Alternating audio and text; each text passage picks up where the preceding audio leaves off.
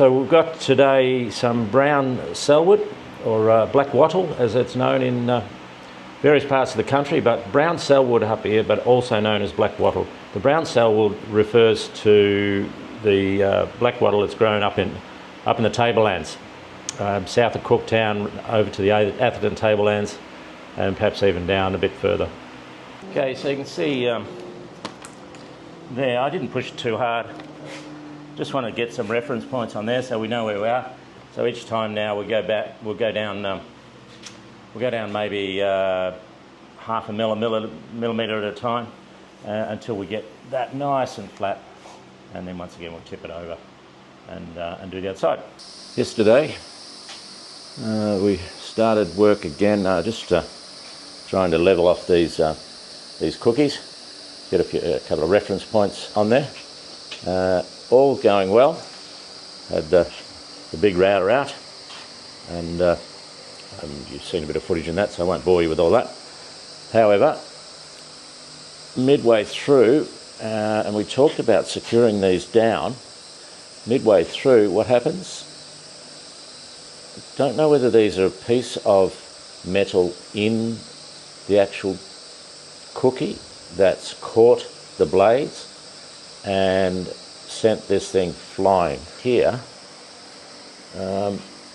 two of the blades are actually come off the router 2.5 inch router bit, and I'm not sure where they are. If I get right down close here, it may be the case that it looks like that one's a bit squarish. It looks like that might be the blade. Well, I don't think that one is. I think that's the problem. That's a piece of an old screw. It might even be an old bullet or something that's lodged in the tree originally. Wow.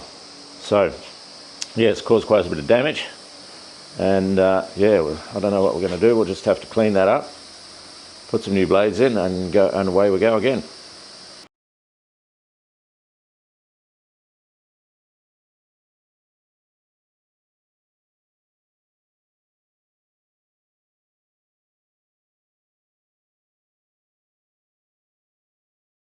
I've still got this masked up. I'll probably have to do a bit more filling on the back here, but we'll get all that off and see what it looks like. You can see there that this is going to be shaped in the end.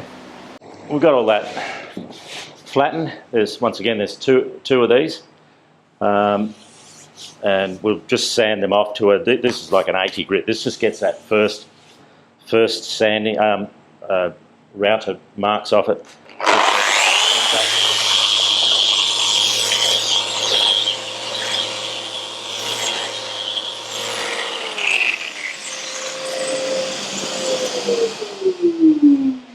So I won't bore you with sanding all that. It's one of the most boring things, but I've got to tell you, there's fine cracks in here that have just taken forever. Just one more little fill on that, because this must have been about the 10th time I've tried to conceal that crack. You wouldn't even see it on the camera, but I know it's there. So you just get one final little dose in there. Hopefully that's the last of it. Just near impossible just to get every last one. Anyway, there we are. Not sure you'll get a better hole than that. Perfectly round.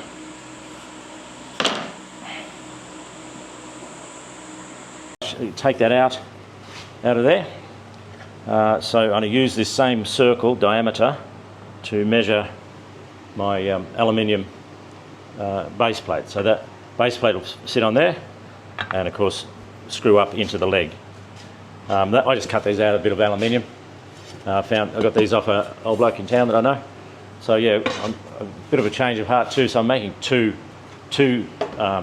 side tables now, rather than using the one base and the one tabletop. A little jig here to cut this in, so you've got a little flush cut bit in there. Maybe you can see it, but so the tricky bit will get this thing started. We only need to go as deep as the base plate, which is not a lot, so I don't have a lot left on the trim bit there. Anyways, It's always a little bit daunting. That's first cut, because you've got to cut into end grain. So hang on, here we go.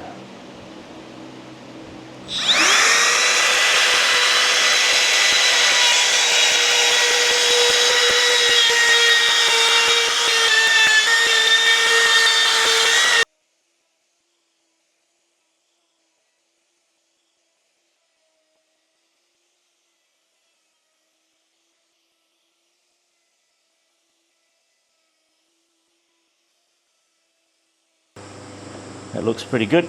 It's reasonably snug. It's I just had to grind a little bit off here and there, so it's not a perfect fit.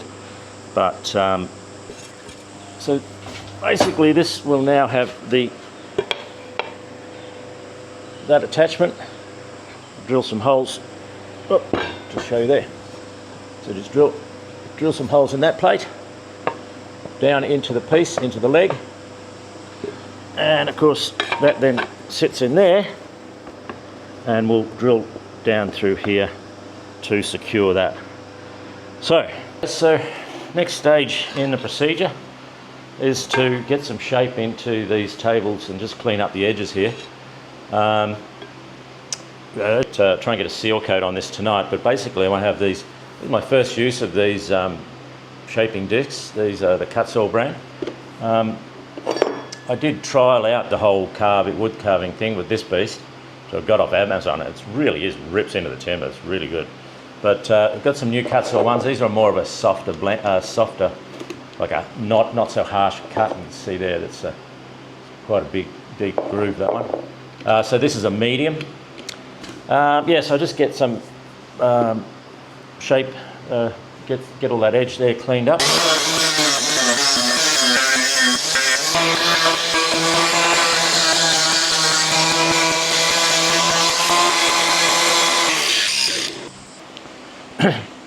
So we've cleaned up all the edges there, as you can see. Probably just it's just a rough clean up. We'll do all the sanding a bit later. But first of all, as I talked about, this is the bottom. I just want to run a little taper off there, just to give it a little bit of dress it up a bit. I also get rid of all those burn marks and what have you. So just to give me a bit of a guide, I'm not going to use the shaping disc for that. I'm going to just mark a scribe line here, all the way around there, so I just know where I'm at.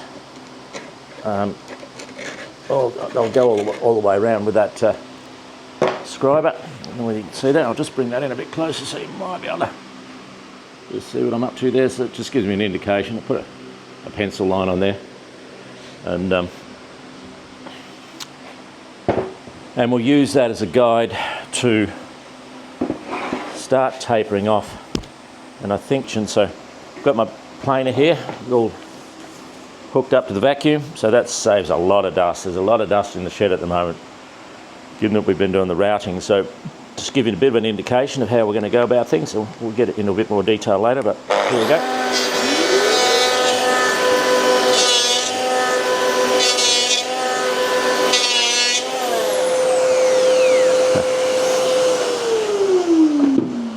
So there you go, that'll start giving me a little bit of a taper and start dressing this thing up. Okay. So we've mounted it up. We've got the planing done with the big power planer.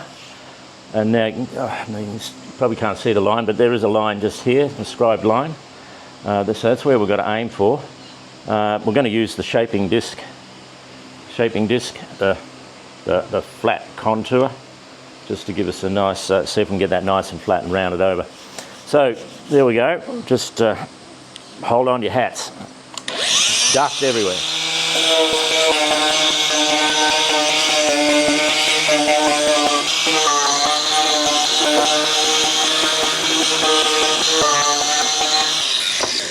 There.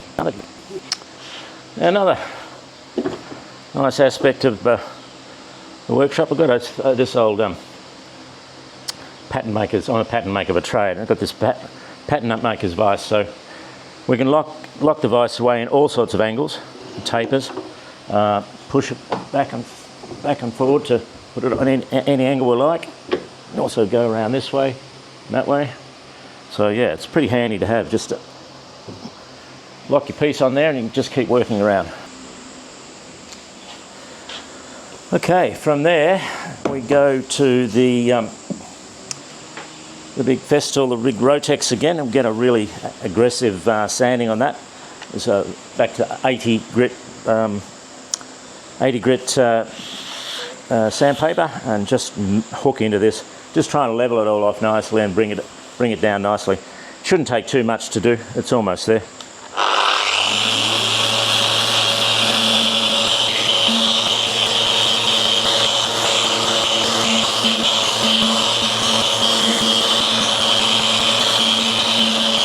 Just putting the final touches on this edge sanding. Just want to get those corners nice and rounded off, soften all that edge up. Hey, I just want to quickly show you what happens at Earl Hill Studios when we finished a project. Just have a look at this. This is the workshop bench. As you can see, there's a little bit of dust around all over the place. Everything, all the tools and bits and pieces that I may or may not have needed, whether I need it or not, I just pull them out. And we have a look in the back of the car. We've got some logs there that may be able to make the legs for this job. Oops, whoops, we're finished for the day, so there's a beer going on. As you can see there, I've got everything I need out in the shed. And that's just to sand up these couple of cookies. Would you believe it? So as you can see, we've got all these ready to roll. Just did that nice taper yesterday. So we'll do the undersides first with this product here, called a sanding seal. So in the first instance, we don't have to have this necessarily fully sanded back. Sanding sealer just serves to actually seal up the timber. Given it's end grain timber, I suspect this will actually soak up quite a bit. Get this tin open.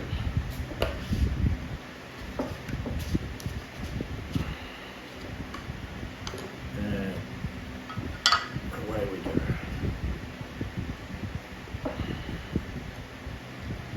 Now this probably doesn't quite look like you might expect, but I think the grain's starting to pop out there. At least that's something. Like I say, this is simply just to fill that grain. Basically weatherproof it. It's going to be inside anyway, but yeah, just get it all nice thick coats here.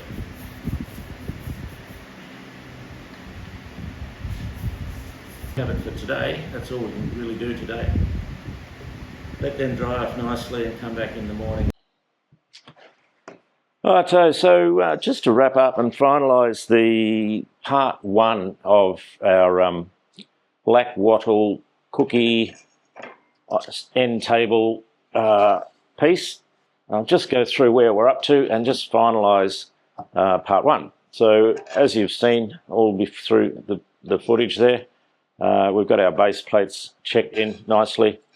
We've got a nice flat surface, beautiful flat surface, all filled with a resin fill just to seal all those up. Then we put a sanding sealer over that just for now. This is not the finished coat.